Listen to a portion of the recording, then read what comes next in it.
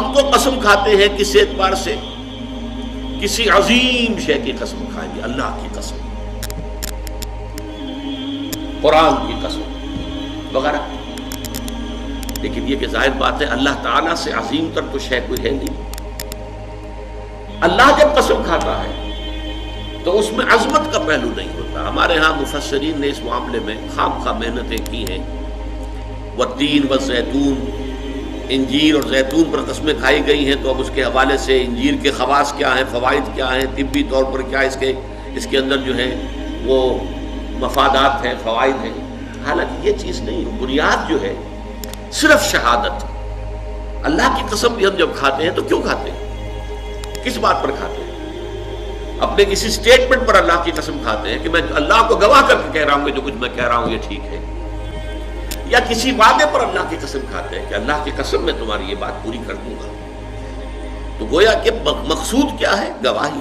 اللہ گواہ ہے. اللہ کو گواہ کر کے اللہ شہید بیننا و بینکم، اللہ گواہ ہے ہمارے اور تمہارے مابین. تو قرآن مجید میں جو قسمیں اللہ نے کھائی ہیں ان میں مجرد شہادت ہے پیش نظر، اس میں عظمت کا پہلو نہیں ہوتا. اس لیے کہ یہاں قسم کھانے والا عظیم ترین ہے، اس سے عظیم تر تو کوئی شے ہے نہیں. اب زمانے کی گواہی کیا ہے وہ میں آپ سے عرض کر چکا ہوں. پوری انسانی تاریخ کا جو بھی چشمدید گواہ ہے وہ زمانہ ہے. یہ زمانے کی چادر سورہ اعراف کے اندر آپ اس کو دیکھیں گے. پہلے وہ تخلیق آدم وغیرہ کا ذکر ہوا ہے، اس کے بعد قیامت کا ذکر، اور اس کے بعد جو کچھ ہونا ہے جنت والے اور دوزخ والے اور اصحاب الاعراف ان کا قصہ ہے. یہ تو گویا کہ دو انتہائیں ہو گئی، ابتدا انتہا. اس کے درمیان پھر شروع ہوتا ہے حضرت نوح کا معاملہ، حضرت ہود کا، حضرت صالح کا، حضرت لوط کا، حضرت شعیب کا، اور پھر بڑی تفصیل جو ہے حضرت موسیٰ علیہ السلام. یہ سب تاریخ ہے.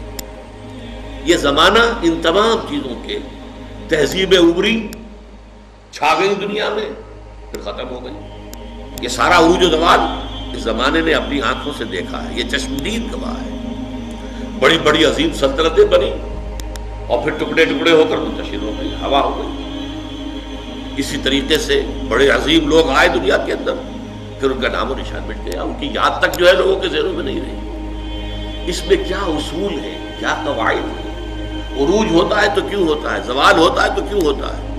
قرآن مجید ان سب سے بحث کرتا ہے.